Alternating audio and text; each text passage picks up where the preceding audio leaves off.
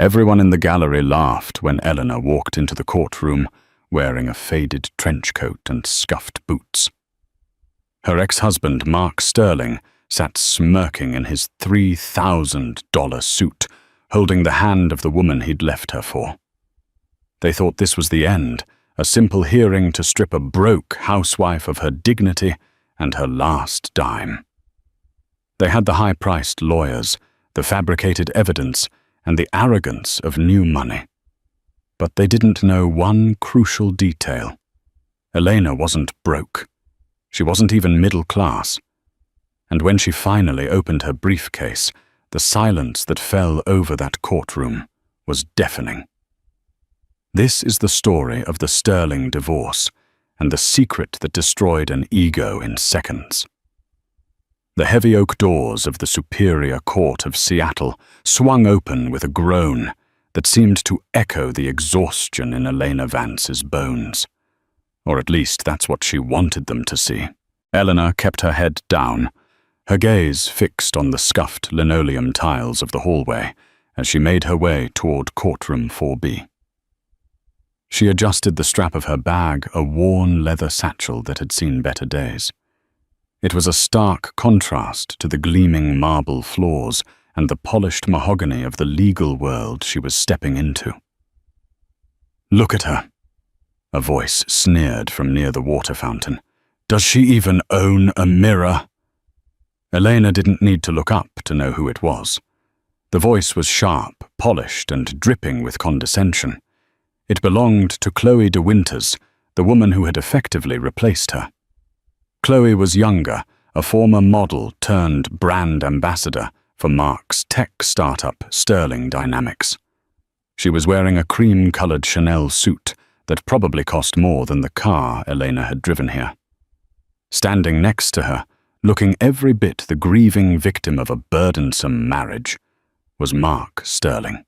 Mark was handsome in a way that worked well on magazine covers, but felt cold in person. He adjusted his silk tie, his Rolex glinting under the harsh fluorescent lights.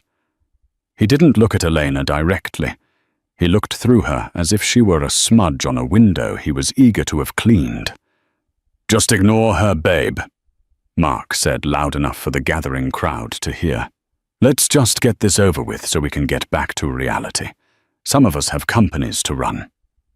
A few onlookers, paralegals, curious interns, and friends Mark had invited for moral support snickered. To them, the narrative was clear. Mark was the brilliant self-made tech mogul, the CEO of the year, the man who had pulled himself up by his bootstraps. Elna. She was the dead weight. The high school sweetheart who hadn't evolved, who stayed home and did nothing while Mark conquered the world. She was the leech he needed to scrape off.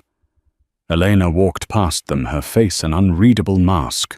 She entered the courtroom and took her seat at the defendant's table. It was empty.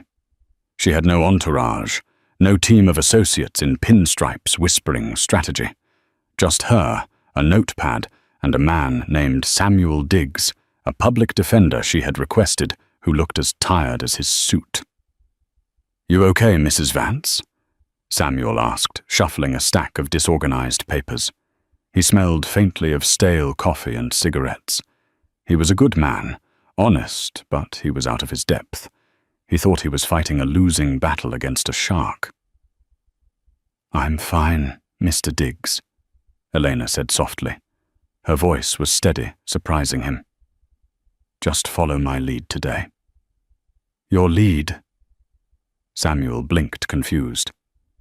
"Elena, look. I've tried to cut a deal with their counsel.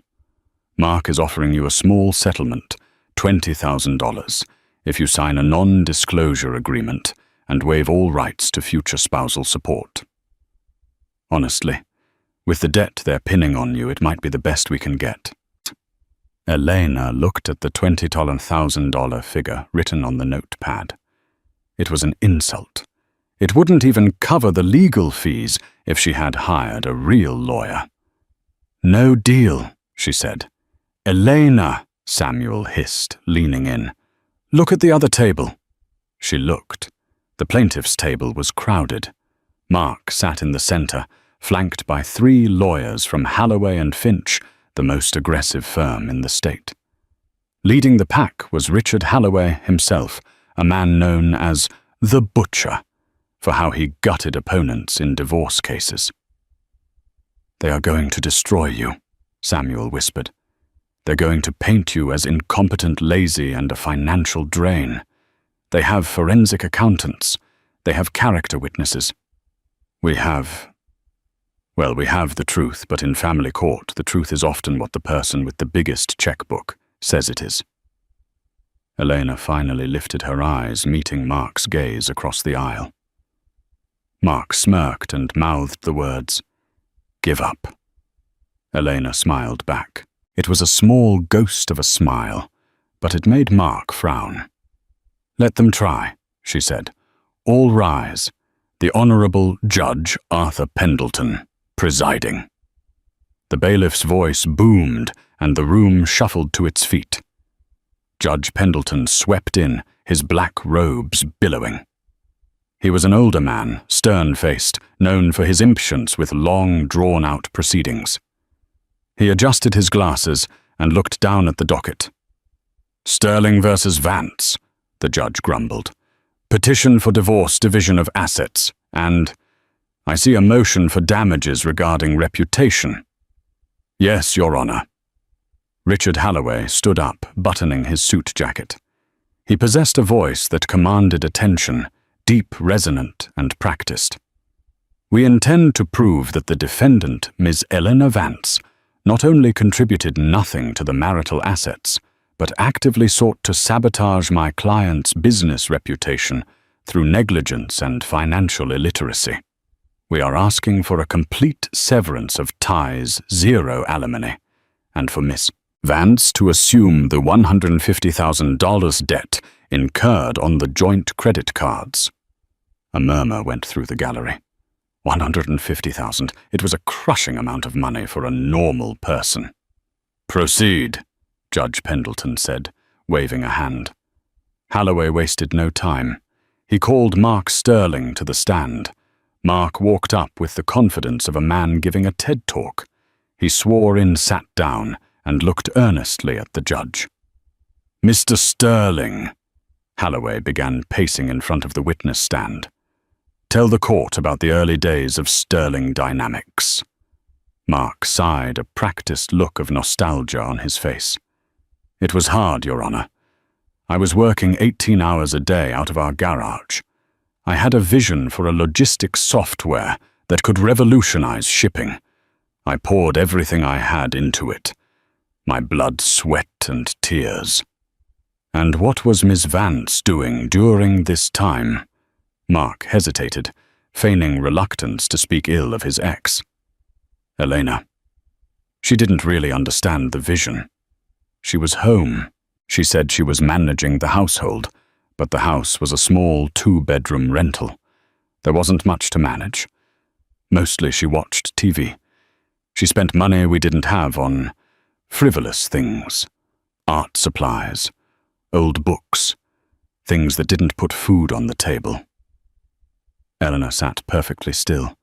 She remembered those days differently. She remembered Mark quitting his job on a whim. She remembered him crying in her lap when the first 3 investors laughed at him. She remembered taking double shifts at the diner, the Bluebird Diner on 4th Street, wiping down greasy tables until 200 a.m. to pay the rent, so Mark could dream. "Did she support you financially?" Halloway asked. "No," Mark said firmly. "I used my savings, and when that ran out, I took out loans in my name. I built this company from the ground up alone." "Alone," Halloway repeated for effect. "And now that Sterling Dynamics is valued at over $50 million, Miss Vance wants half." "She does," Mark said, shaking his head sadly. It feels like robbery." "Your Honor, she mocked my dreams when we were poor. Now she wants to profit from my success." Halloway turned to the gallery, making eye contact with the reporters in the back. No further questions for Mr. Sterling. Samuel Diggs stood up nervously to cross-examine. Mr. Sterling, isn't it true that Miss Vance worked at the Bluebird Diner for 4 years? Mark shrugged. She had a little job, sure. Pocket money. It barely covered the groceries. It certainly didn't fund the company. But she paid the rent, Samuel pressed. I don't recall the specifics. Mark lied smoothly. Whatever she contributed was negligible compared to the capital I raised later. Samuel sat down, looking defeated. He knew the judge was buying Mark's narrative. The successful, charismatic CEO versus the deadbeat wife. Then Holloway played his next card. I call Chloe de Winters to the stand. Chloe strutted to the stand. She smiled dazzlingly at the judge. Ms. de Winters, Holloway said, you are currently the chief branding officer at Sterling Dynamics, correct? I am, she said, her voice like silk. And you have witnessed the interactions between Mr. Sterling and Miss Vance? Sadly, yes, Chloe said. I've been at company events where Elena would show up. Unkempt. She would drink too much. She would embarrass Mark in front of investors. She clearly didn't fit in. She held him back. Mark is a visionary, a billionaire in the making. Elena is just simple. Simple, Holloway echoed. And did Miss Vance ever threaten you? Chloe's eyes widened, and she produced a fake tear. Yes. When Mark finally asked for a divorce, she told me she would ruin him. She said she would take every penny he had. She's vindictive, Your Honor. She's only here for the money. From the back of the room, someone whispered, Gold digger. Eleanor's grip on her pen tightened until her knuckles turned white. They weren't just taking the money. They were rewriting history. They were erasing her existence. Judge Pendleton looked over his glasses at Elena. Miss Vance, this does not look good. The testimony paints a picture of a marriage that has been effectively over for years, and a partner who contributed nothing to the estate in question. Holloway stood up, looking triumphant. Your Honor, we have bank statements showing Miss Vance has 0 income. She is currently living in a motel. She is destitute. Giving her half of Sterling Dynamics would be giving a winning lottery ticket to someone who didn't buy a ticket. It's absurd. We move for a summary judgment. The room went silent. It was happening. They were going to bulldoze her right then and there. Mr. Diggs, the judge asked, do you have any witnesses? Any evidence to refute these claims? Samuel Diggs looked at Elena, panic in his eyes. Elena placed a hand on Samuel's arm. Sit down, Samuel. What? I said sit down.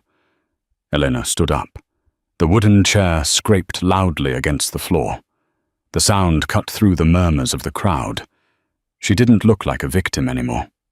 She stood tall, her shoulders squared. She unbuttoned the faded trench coat she had been wearing. Underneath, she wasn't wearing rags. She was wearing a simple black dress. It looked plain to the untrained eye, but the cut was impeccable. Your Honor, Elena said. Her voice was different now. It wasn't the soft whisper of the downtrodden wife. It was the clear, projecting voice of someone used to commanding a room.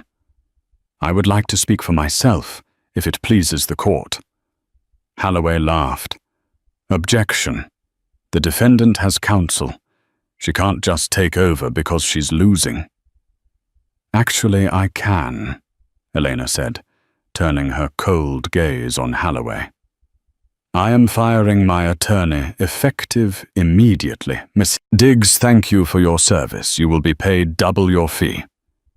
Samuel's jaw dropped. Okay.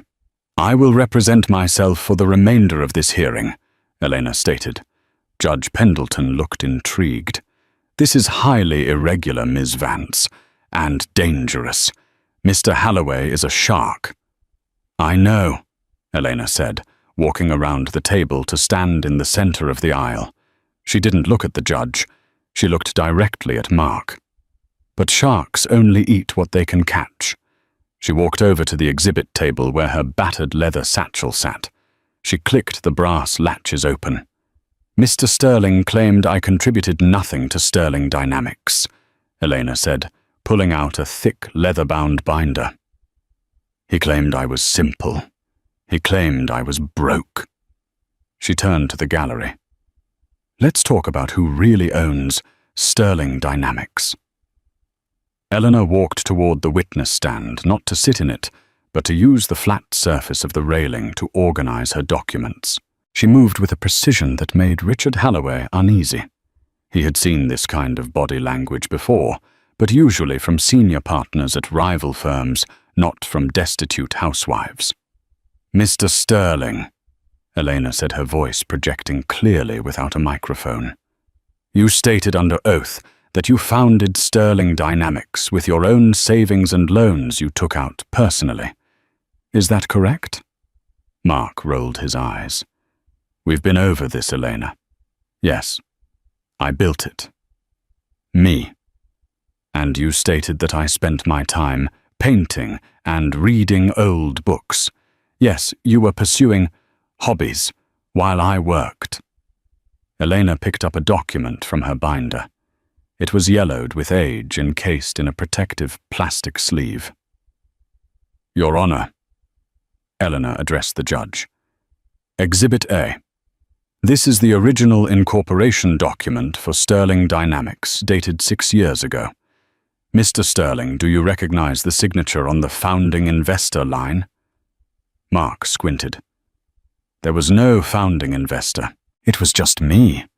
"Look closer," Elena said, sliding the paper across the polished wood. Mark looked.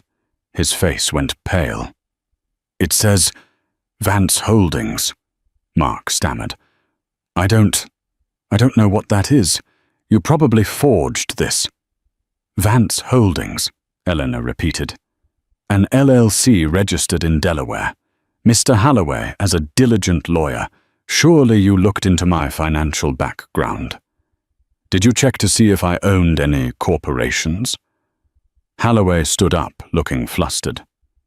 "We checked your personal bank accounts, Ms. Vance. They were empty. We didn't check for shell companies. Why would we?" "You were a waitress." "I was a waitress," Elena corrected. "Because I believe in the value of hard work, and because I didn't want my husband to feel emasculated by the fact that his wife was worth 1,000 times more than he was." A gasp ripped through the courtroom. Even the stenographer stopped typing for a second. "Worth more?" Mark laughed nervously. "Elena, stop living in a fantasy. You clipped coupons for milk." "I clipped coupons because you were bad with money, Mark," she shot back. "But let's get back to Vance Holdings. That LLC provided the initial seed capital of 500,000 to start Sterling Dynamics. It also holds the patent for the core algorithm your software uses." She pulled out another document, a patent filing. "You see, Mark, you're a good salesman, but you're a terrible coder. You couldn't fix the logistic bug in the beta version. Remember, you were crying on the floor of the kitchen. Who fixed it?" Mark went silent. He remembered. He remembered waking up the next morning and finding the code perfect. He had assumed, well, he hadn't asked. He just took the credit. "I wrote the code," Elena said simply. "I hold the patent, and I licensed it to Sterling Dynamics for a fee of $1 per year, revocable at any time by the patent holder." She looked at the judge. "Your Honor, as of this morning, Vance Holdings has revoked the license for the software algorithm. Without that code, Sterling Dynamics is essentially selling a blank screen." Mark stood up his chair, clattering back. "You can't do that." The company is worth $50 million. The company, Elena said, her voice dropping to a terrifyingly calm register, is worth nothing without my intellectual property, and since Vance Holdings is the majority shareholder, a detail you missed because you never read the contracts you signed when you were desperate for cash, I am actually the one firing you, Mark. Holloway was frantically flipping through papers on his desk. This can't be true. We would have known. You only see what you expect to see, Mr. Holloway, Elena said. You saw a woman in a trench coat and assumed she was a victim. You didn't ask who she was before she met Mr. Sterling. Judge Pendleton looked at Elena with a mixture of shock and newfound respect. He leaned forward. Ms. Vance? Or should I say, Ms. CEO? If you have these assets, why create this charade? Why the public defender? Why the motel? Elena turned to the gallery. She looked directly at the cameras that had been set up by the local news. Because I wanted to see who stood by me when I had nothing, she said, and I wanted to see exactly how greedy Mark Sterling could get. She walked back to her table and pulled out a sleek black laptop. She opened it, and the screen glowed. But we aren't done, Elena said. Mr. Holloway mentioned I had no income. That is technically true. I don't have an income, I have dividends. Who are you? Chloe de Winters whispered from the witness box. Her arrogance completely evaporated. She looked small now, shrinking into her Chanel suit. Elena smiled. My full name is Elena Vance Rothschild. My mother was disowned by her family for marrying a mechanic, my father. I grew up poor, yes.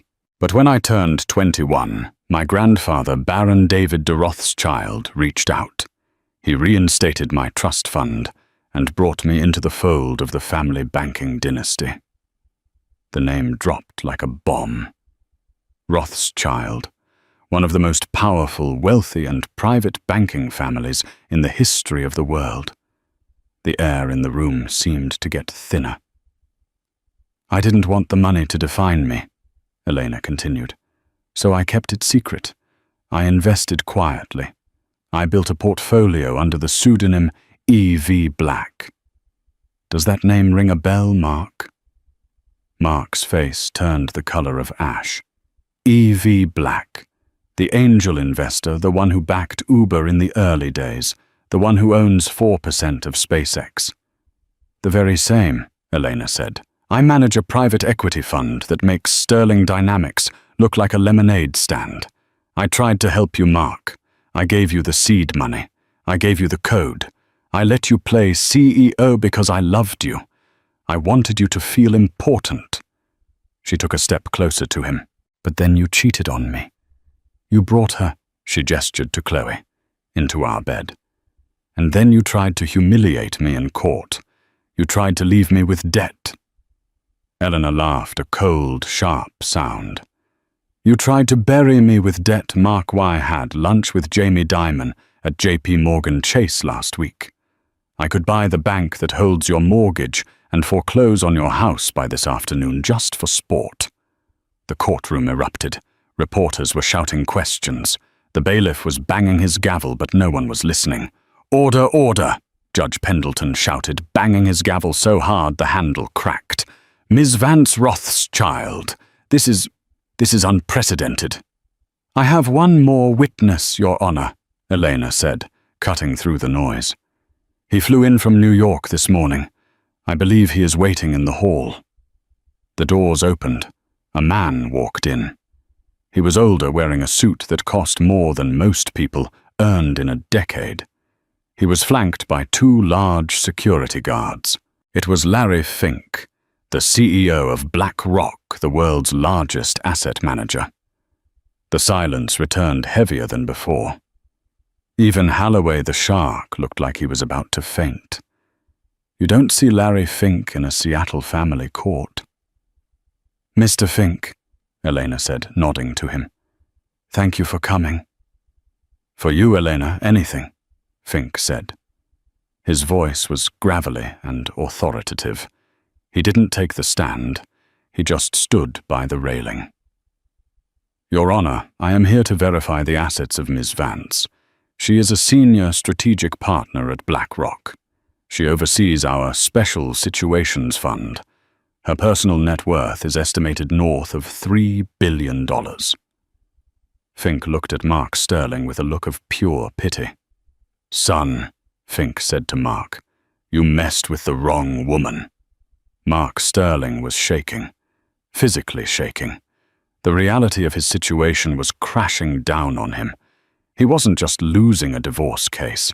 He was losing his company, his reputation, and he had just made an enemy of a woman backed by the most powerful financial institutions on Earth. "This is a trick," Chloe screamed, suddenly standing up. "It's a lie. She's an actress. Mark, do something." "Sit down, Ms. De Winters," the judge roared. Elena turned to Chloe. "Oh, I almost forgot about you, Chloe." Elena picked up a remote clicker and pointed it at the courtroom's projection screen, which was usually used for evidence display. "Mr. Halloway accused me of financial negligence," Elena said. "But while I was doing nothing at home, I was actually conducting a forensic audit of Sterling Dynamics." A spreadsheet appeared on the screen, rows and rows of red numbers.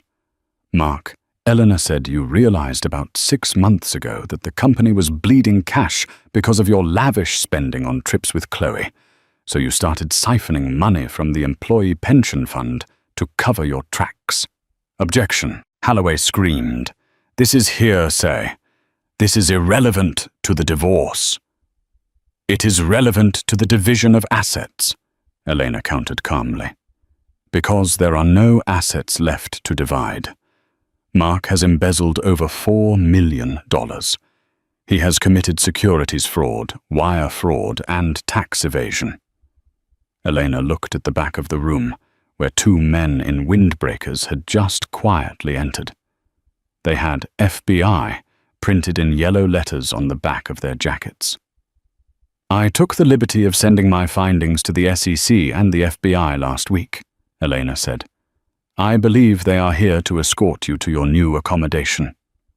Mark looked at the FBI agents. He looked at Elena. He looked at the billions of dollars of power standing behind her in the form of Larry Fink. He crumpled. He actually fell to his knees, sobbing. "Elena, please," he blubbered, tears streaming down his face, ruining his spray tan.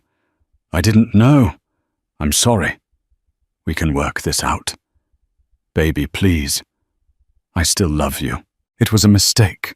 Chloe meant nothing to me." Chloe gasped. "You bastard!" She swung her purse at him, hitting him in the head. "Order, I will hold everyone in contempt," Judge Pendleton yelled. Elena walked over to Mark. She looked down at him, sobbing on the dirty floor of the courtroom. She felt nothing. No pity, no anger, just the finality of a bad investment being written off. "You don't love me, Mark," she said softly. "You loved the idea of being better than me. And now that you know you never were, you have nothing." She turned to the judge. "Your Honor, I withdraw my request for spousal support. I don't need his money. I just want a divorce, and I want him to sign over his remaining 49% of Sterling Dynamics to the employee pension fund he stole from. If he does that, I might ask the FBI to recommend a lighter sentence." Mark looked up, hope in his eyes. I'll sign anything." "Good," Elena said. But the drama wasn't over yet. Just as the FBI agents moved in to cuff Mark, the courtroom doors banged open again. A woman in a wheelchair was pushed in. She was frail old, but her eyes were sharp as flint. "Stop!" the old woman rasped. Elena froze. It was Mark's mother, Beatrice Sterling, the woman who had hated Elena for 20 years, the woman who had told Mark to leave her. "Don't you dare arrest my son," Beatrice yelled. He didn't steal that money. She did. She pointed a shaking finger at Elena. She set him up. I have the tapes. The room went deadly silent again. Beatrice held up a small black cassette tape. I recorded her, Beatrice shrieked. I recorded her planning it. Elena narrowed her eyes. This was the one variable she hadn't calculated. The mother-in-law from hell. The courtroom, which had been buzzing with the electric energy of Elena's financial revelation, suddenly fell into a confused hush. The heavy double doors at the back swung open, revealing a frail, elderly woman in a wheelchair, being pushed by a private nurse. It was Beatrice Sterling, Mark's mother. She looked like a spectre of vengeance. Her silver hair was pulled back into a severe bun. Her face was a map of deep wrinkles, etched by years of bitterness, and her eyes, usually pale and watery, were burning with a manic intensity. In her lap, clutched in gnarled arthritic fingers, was a small black cassette tape. Stop, Beatrice rasped again, her voice thin, but cutting through the air like a serrated knife. Don't you dare touch my son. He is innocent. Mark Sterling, who had been on his knees, sobbing just moments before, looked up. His face streaked with tears, and snot went from despair to a mask of absolute, paralyzing terror. It wasn't the relief of a son seeing his mother. It was the look of a man watching a grenade roll into the room. Mom, Mark whispered, his voice cracking. Mom, what are you doing here? I'm here to save you, you foolish boy, Beatrice shouted, pointing a shaking finger at Eleanor, who stood calm and impassive near the witness stand. That woman, that viper, she set him up. She's the one who ruined the company. She's the one who stole the money. Richard Halloway, the shark lawyer from Halloway, and Finch had been packing his briefcase, ready to abandon his sinking ship of a client. But now he paused. His eyes darted from the old woman to the tape in her hands. He smelled an opportunity, a loophole. If there was evidence, any evidence that Elena had orchestrated the fraud to frame Mark, the entire case would flip. It would be the legal comeback of the century. Your Honor, Halloway bellowed, straightening his tie and stepping back into the fray. We have a new witness. If Mrs. Sterling possesses exculpatory evidence proving my client was coerced or framed, the court is obligated to hear it. This changes everything. Judge Pendleton rubbed his temples. He looked exhausted. Mr. Halloway, your client has practically confessed. The FBI is standing right there. But if the confession was part of a duress scenario orchestrated by a billionaire hedge fund manager with unlimited resources, Halloway argued, gesturing wildly at Elena, Ms. Vance Rothschild clearly has the means to frame a simple man like Mark Sterling. We demand to hear the tape. Elena didn't object. She didn't shout. She didn't look worried. She simply turned her body slightly to face her former mother-in-law. There was a strange look in Elena's eyes. Not fear, but a deep clinical curiosity. She looked like a scientist waiting for a chemical reaction she knew was inevitable. Let her speak, Elena said softly. Her voice carried clearly in the silent room. If Beatrice has something to say, let the court hear it. Beatrice wheeled herself forward, her hands trembling as she held the cassette tape up like a holy relic. I have the proof right here, Beatrice screeched. Mark gave this to me months ago. He told me, Mom, keep this safe. If anything ever happens, this tape proves the truth. He told me it was a recording of her. She spat the word out, glaring at Elena. A recording of her conspiring with her secret boyfriends. A recording of her planning to bleed the company dry. Mark scrambled to his feet, his handcuffs rattling against the table leg he had been clinging to. Mom. No, don't play it. It's not what you think. Hush, Mark, Beatrice snapped, sounding like she was scolding a toddler. I know you're trying to protect her, because you still have a soft spot for her, but I won't let her destroy you. I listened to the first 10 seconds. Mark. I heard your voice. I heard you sounding so scared. Mom, please, Mark screamed, lunging forward.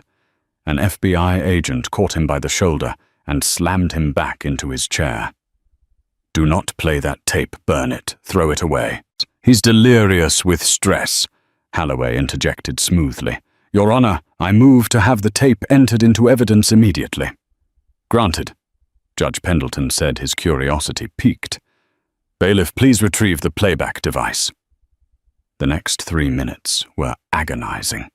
The bailiff had to go into the back chambers to find an old cassette player, as modern courtrooms were equipped for digital files, not analog tapes. The silence in the room stretched thin, suffocating everyone. Mark sat with his head in his hands, rocking back and forth. It's over, he muttered. It's all over. Chloe de Winters, sitting a few feet away, looked at Mark with disgust. What is on that tape, Mark? She hissed. If it clears you, why are you crying? Mark didn't answer. He just shook his head. The bailiff returned, blowing dust off a grey, chunky tape player from the 1990s. He placed it on the judge's bench near the microphone so the sound would be amplified for the entire courtroom. He took the black cassette from Beatrice's shaking hands. This is Exhibit Z, the bailiff announced monotonously. He pressed the tape into the deck. Click. Then he pressed play. A loud hiss of static filled the courtroom, sounding like rain on a tin roof. Beatrice sat up straighter, a smug, triumphant smile twisting her lips. She looked at Elena, waiting for the moment of her destruction. Then voices cut through the static. It was a phone call. The audio quality was grainy, but the voices were unmistakable. Mom, stop worrying. I moved the last of the 4 million this morning. It was Mark's voice, clear as day. Beatrice's smile faltered slightly. She blinked. See? She whispered loudly to the room. He moved it, to save it, to protect it from her. But the tape continued. But Mark, Beatrice's own voice replied on the recording, sounding tinny and anxious. That's the pension fund. That's the workers' retirement money. If the SEC catches you. The courtroom gasped. Holloway froze his hand halfway to his water glass. On the tape, Mark let out a cruel, dismissive laugh. It was a sound devoid of empathy, the laugh of a man who believed he was a god. They won't catch me, you old hag.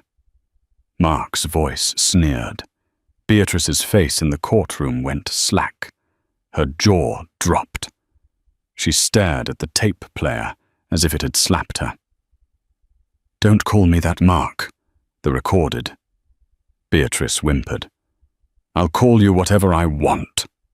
Mark's voice continued, dripping with arrogance. I'm going to cook the books. I've already set up the paper trail. If the IRS starts sniffing around, I'll just say, Elena did it. She's dumb. She's a pathetic, uneducated housewife. She signs whatever papers I put in front of her without reading them.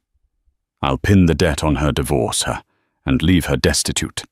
She'll be lucky to get a job scrubbing toilets while I'm living in the Cayman Islands. The color drained from every face in the room except for Elena's. She stood like a statue, her expression unreadable. But what about me? The recorded Beatrice asked. What if they come to me? Then you play the senile old lady act, Mark's voice said. God knows you're halfway there already. Just hold on to this tape. I'm recording this conversation as my insurance policy. If I ever need to cut a deal, I'll have proof of exactly where the money went, but for now, it's my trophy.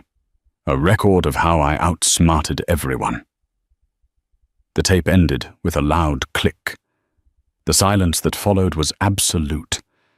It was the kind of silence that happens after a car crash before the screaming starts. Beatrice Sterling sat in her wheelchair, completely motionless. The tape hadn't just incriminated her son. It had revealed exactly what he thought of her. Old hag. Senile. Useful idiot. The betrayal was so visceral, so complete, that the audience felt like intruders on a private tragedy. Slowly, agonizingly, Beatrice turned her head toward Mark. Her eyes were filled with tears, but the fire was gone. There was only a hollow, crushing darkness. "You," Beatrice whispered. "I carried you. I raised you. I protected you against her. Mum, I didn't mean it," Mark shrieked, the sound tearing through the quiet. "I was stressed, I was drunk. It was just talk. You called me a hag," Beatrice said, her voice trembling. "You made me an accomplice. You made me bring the evidence of your guilt into a court of law, thinking I was saving you." She looked down at her hands, which were shaking uncontrollably.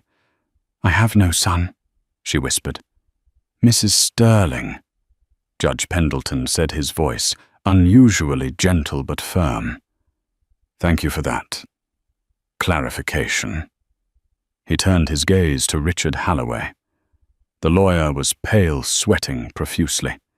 He looked like a man who realized he had just argued to play the evidence that sent his client to prison for 20 years. "Mr. Halloway," the judge said, "do you have any further motions? Perhaps another surprise witness to incinerate your case?" Halloway slammed his briefcase shut. "Your Honor, I am formally requesting to recuse myself from this case immediately. I cannot represent a client who actively entraps himself and deceives his counsel. I have to go." Halloway didn't wait for permission. He turned and practically sprinted down the aisle, pushing past the reporters desperate to escape the blast radius of the Sterling disaster. "Wait!" Chloe de Winters screamed, standing up and backing away from Mark, as if he were contagious. "I didn't know. You have to believe me. I was just the girlfriend. I didn't know he was stealing from pensions." Elena finally moved. She walked slowly toward the plaintiff's table, her heels clicking rhythmically on the floor. She stopped in front of Chloe. "You didn't know?" Elena asked, raising an eyebrow. She reached into her leather binder and pulled out a single sheet of paper. "Then explain this, Chloe." She held up a bank transfer record. "This is a transfer of $500,000 from the Sterling Dynamics Employee Pension Fund directly into a shell company called De Winters Consulting." Elena said, her voice ice cold. "Dated 3 months ago, and here is a withdrawal from that account for a down payment on a Porsche. A Porsche registered in your name." Chloe's eyes went wide. She looked at the paper, then at the FBI agents who were now moving toward her. "No," Chloe whimpered. "Mark said that was his bonus. He said it was legal." "You spent stolen money, Chloe," Elena said. "Ignorance isn't a defense when the numbers are this clear." An FBI agent stepped forward, pulling a second pair of handcuffs from his belt. "Chloe de Winters, you are under arrest for conspiracy to commit wire fraud and money laundering." "No, my brand," Chloe screamed as they grabbed her wrists, twisting them behind her back. "I have 1 million followers. You can't do this. I'm an influencer." "You're an inmate now," the agent said dryly, as the chaos swirled around them, Chloe screaming, Mark sobbing and begging his mother to look at him, the reporters shouting questions. Elena turned to look at the judge. Judge Pendleton looked shell-shocked. He banged his gavel not to restore order, but just to punctuate the end of the madness. "Mr. Sterling," the judge said, looking down at the broken man, "in all my years on the bench, I have never seen a man destroy himself so thoroughly. You mocked your wife.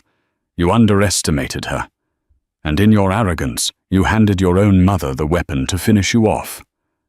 The judge looked at the FBI agents. "Take them away." As the agents hauled Mark to his feet, he dragged his heels, looking back at Beatrice one last time. Mom, please, look at me." Beatrice Sterling didn't look up. She sat with her head bowed, staring at the floor, weeping silently for the boy she thought she knew, while the tape player on the judge's bench sat silent, having delivered the final fatal blow. The banging of Judge Pendleton's gavel signaled the end of the proceedings, but it sounded less like a judicial order and more like the tolling of a funeral bell for the life Mark Sterling had built. The courtroom was in chaos. The air was thick with the frantic energy of reporters shouting questions, the rapid-fire clicking of camera shutters, and the distinct metallic snick of handcuffs tightening around wrists. Mark Sterling was not going quietly. As the FBI agents hoisted him up by his elbows, his knees buckled. He was dead weight, a man whose spine had been made of money and arrogance, both of which had just evaporated. "This is a mistake," Mark wailed, his voice raw and ugly. "I'm a CEO. You can't do this to me. I have meetings. I have a company to run." Elena stood by the plaintiff's table, sliding her documents back into her battered leather satchel. She watched Mark's disintegration with a calm detachment.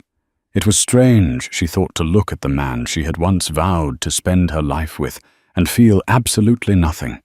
No hate, no love. Just the clinical satisfaction of closing a bad account.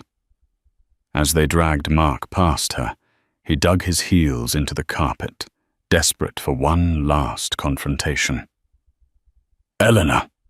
he screamed, his eyes bloodshot and wild. "Are you happy? Is this what you wanted? You ruined me. You destroyed everything I built." Elena signaled to the agents to pause. Surprisingly, they did. Even the federal agents seemed to recognize that she was the highest authority in the room right now. She took a step closer to him. Up close, she could smell the fear on him, a mix of expensive cologne and cold sweat. "I didn't destroy what you built, Mark," Elena said, her voice low and steady, audible only to him and those closest. "I destroyed the lie you were hiding behind. You built a house of cards on a foundation of theft, and you blamed the wind when it fell down. I made you." Mark spat, though tears were streaming down his face. "You were nothing before me. A waitress. A nobody." Elena smiled, but it didn't reach her eyes. "That's where you're wrong. I was always this person. I was Elena Vance Rothschild when I was wiping tables at the Bluebird Diner. I was Elena Vance Rothschild when I was clipping coupons to save us 50 cents on pasta. I didn't need the money to know who I was. But you..." She tilted her head, studying him, like a specimen in a jar. "Without the money, Mark. Who are you?" Mark opened his mouth to answer, but no words came out. The realization hit him like a physical blow. He had no answer. He was a suit, a title, and a bank account. And now he was inmate number 4829. "Get him out of here," Elena whispered. The agents yanked him forward. As he was hauled through the double doors, his wails echoed down the hallway, fading into the hum of the courthouse. A few feet away, Chloe de Winters was having a very different kind of breakdown. She wasn't crying for mercy. She was crying for her image. "Don't film me," she shrieked at the court sketch artist, trying to hide her face with her cuffed hands. "I haven't approved these angles. This is defamation. I'm going to sue all of you." "Ms. de Winters," an agent said, looking bored, "you have the right to remain silent. I highly suggest you use it." They marched her out behind Mark. The glamour of the Sterling Dynamics power couple had been reduced to mugshots and fingerprints in the span of an hour. With the villains removed, a heavy silence settled over the room. Beatrice Sterling remained in her wheelchair near the front. She hadn't moved. She hadn't looked at Mark as he was dragged away. She just stared at her hands, the weight of her betrayal crushing her. She was a woman who had sacrificed her integrity to protect a son who despised her. Her punishment wasn't prison. It was the solitude she would now face. Judge Pendleton cleared his throat. He looked at Elena with a mixture of awe and professional respect. "Ms. Vance Rothschild," the judge said, "the court grants the divorce on the grounds of adultery, fraud, and cruelty. The prenuptial agreement is voided due to the plaintiff's non-disclosure of criminal assets.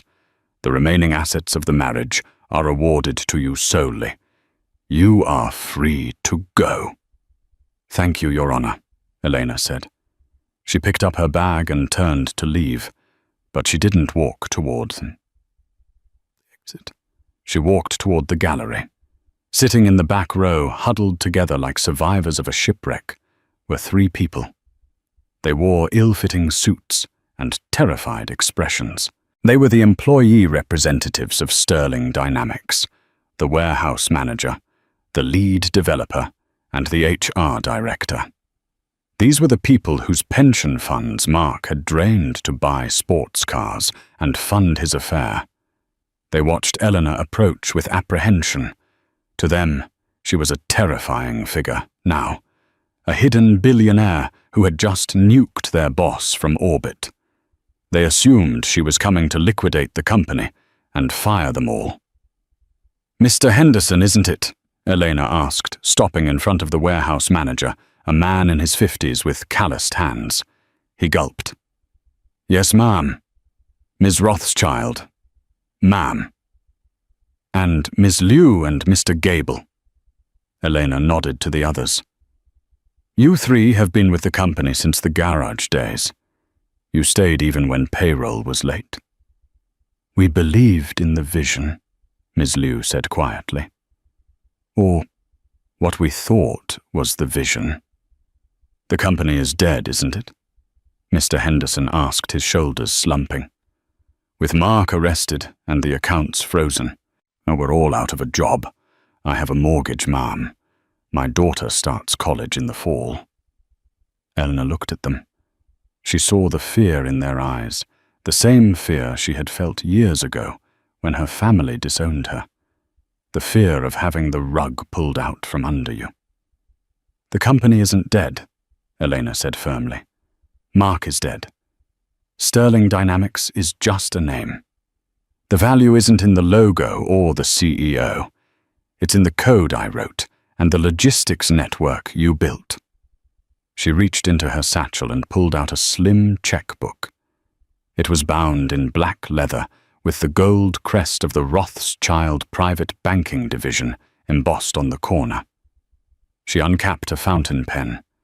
The scratching sound of the nib on paper was the only sound in the room. "I don't want the company," Elena said as she wrote. "I have my own firm to manage. I don't have time to fix logistics bugs or manage shipping routes." She tore the check out with a crisp rip and held it out to Mr. Henderson. He took it with trembling fingers. He looked at the number. His eyes went wide-toed, bulging out of his head. He looked at Ms. Liu, then back at Elena. $5 million, he stammered. "That covers the stolen pension funds with 15% interest." Elena said, her voice businesslike. The remainder is operating capital for the next 24 months. I don't understand, Mr. Gable said. You're giving this to us. I'm buying you out, Elena corrected. I am transferring 100% of my equity in Sterling Dynamics to an employee stock ownership plan. Effective immediately, you three are the interim board of directors. The employees own the company now. Every driver, every coder, every janitor. You answer to each other. Mr. Henderson started to cry. He didn't sob like Mark. These were silent tears of relief. Why? He asked. After everything Mark did to you, why save us? Elena put her sunglasses on. Because you didn't mock me when I brought Mark lunch at the office, she said softly. And because the best revenge against a man like Mark isn't just to destroy him. It's to take the thing he loved most, his power, and give it to the people he ignored. She patted Mr. Henderson on the shoulder. Don't let me down. If the stock price drops below $10, I'll come back and run the board meetings myself. And trust me, you don't want that. We won't. We promise. Ms. Liu beamed, clutching the check. The courtroom erupted into applause again. It was a warm, genuine sound this time. Even the bailiff was clapping. Elena turned and walked down the center aisle. She moved with a grace that made the faded trench coat she still wore look like high couture. The heavy oak doors swung open, and she stepped out into the hallway. Waiting for her, leaning against a marble pillar, was Larry Fink. The CEO of BlackRock looked out of place in the drab municipal hallway, flanked by two massive security guards, but he smiled when he saw her. That was theatrical, Larry noted, falling into step beside her as they walked toward the exit. Even for you, Elena, bringing the tape player a nice retro touch. I thought it added some texture, Elena said, a small smirk playing on her lips.